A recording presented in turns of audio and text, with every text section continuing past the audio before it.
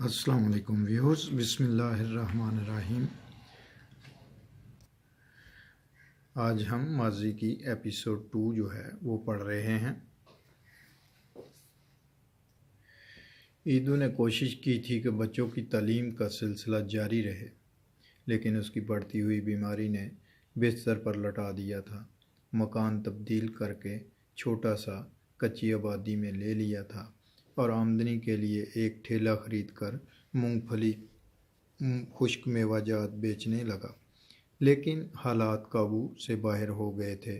ندیم خشک مزاج تھا، اونچے خیالات کا مالک۔ وہ صرف انجینئر بننا چاہتا تھا، اس کو گھر کے معاملات سے کوئی دلچسپی نہیں تھی۔ زبیر نے مونگ پھلی کا ٹھیلا کھینچنا شروع کر دیا۔ مونگ پھلی گرم سرد راتوں میں یہ آواز گاہکوں کو متوجہ کرنے کے لیے کافی ہوتی تھی۔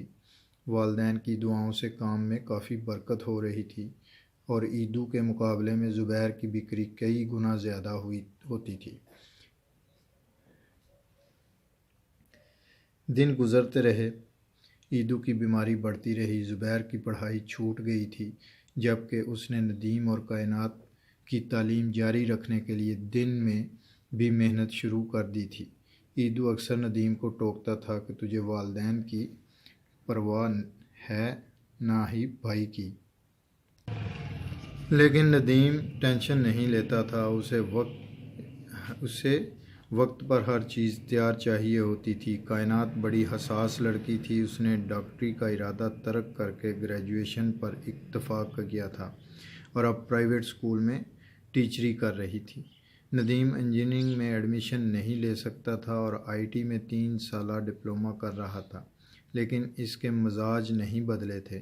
زبیر کو والدین کی ایسی دعائیں لگیں کہ اس کا مونگ پھلی کا کاروبار خوب ترقی کرنے لگا۔ ڈرائی فروٹ کے ایک بہت بڑے ایکسپورٹر نے اسے سے مال خریدنا شروع کر دیا تھا۔ وہ مونگ پھلی کو مختلف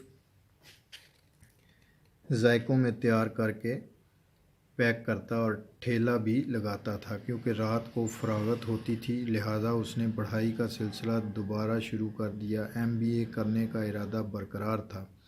کچھ پیسہ اکٹھا ہو گیا تو اس نے ایک دکان خرید لی جو کافی کشادہ اور وسیع تھی۔ آدھے حصے میں اس نے پیکنگ کا کام شروع کر دیا، اگلے آدھے حصے میں ڈرائی فروٹ کی دکان کھول لی۔ سردیوں میں اپنا ٹھیلا دکان کے سامنے والی جگہ کھڑا کرتا، خوب بکری ہوتی۔ عیدو کا انتقال ہو چکا تھا۔ ڈرائی فروٹ کے ایکسپورٹر جمیل سے زبیر کی اچھی انڈرسٹینڈنگ ہو گئی تھی۔ جمیل نے کائنات کا رشتہ اپنے بھائی سے کرا دیا۔ یوں کائنات اپنے گھر کی ہو گئی۔ وقت گزرتا گیا، زبیر کا کاروبار بڑھتا گیا۔ اس نے MBA بھی کر لیا۔ اب اس کی 2 دکانیں ہو گئی تھیں۔ مونگ پھلی کا ٹھیلا اب بھی دکان کے سامنے سردیوں کے موسم میں سجتا تھا۔ مونگ پھلی بیچنے کے لیے اس نے ایک لڑکا رکھ لیا تھا۔ ندیم نے ڈپلومہ کورس مکمل کر لیا تھا، لیکن اسے معقول ملازمت نہیں ملی تھی۔ اگر جاب ملتی بھی تو تنخواہ کم اور محنت زیادہ۔ وہ ان دنوں کافی پریشان تھا۔ خشک مزاجی کی وجہ سے اس کا حلقہ احباب بہت مختصر تھا۔ گھر والوں کو وہ شروع ہی سے اپنے معاملات میں شریک نہیں کرتا تھا، لہٰذا ایک اجنبی کی سی زندگی گزار رہا تھا۔ زبیر نے نیا مکان خریدا تھا اور اب وہ لوگ کرائے کا مکان چھوڑ کر اپنے مکان میں شفٹ ہو گئے تھے۔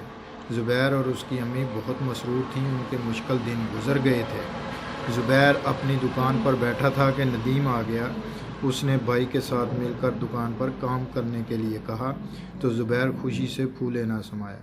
پھر ندیم نے اپنے بھائی سے کہا، جب دکان اتنی اچھی چل رہی ہے تو اس مونگ پھلی کے ٹھیلے کو یہاں سے ہٹا دینا چاہیے۔ زبیر نے کہا، یہ میرا ماضی ہے جس کی بدولت ہم آج اس مقام پر ہیں۔ میں نے ٹھیلا اس لیے لگایا ہوا ہے کہ میں اپنے ماضی کو یاد رکھ سکوں۔ اپنا خیال رکھیے گا اور سبق آموز کہانی سے سبق ضرور حاصل کیجیے گا۔ انشاءاللہ نیکسٹ ویڈیو میں ملیں گے نیکسٹ سٹوری کے ساتھ۔ اللہ حافظ۔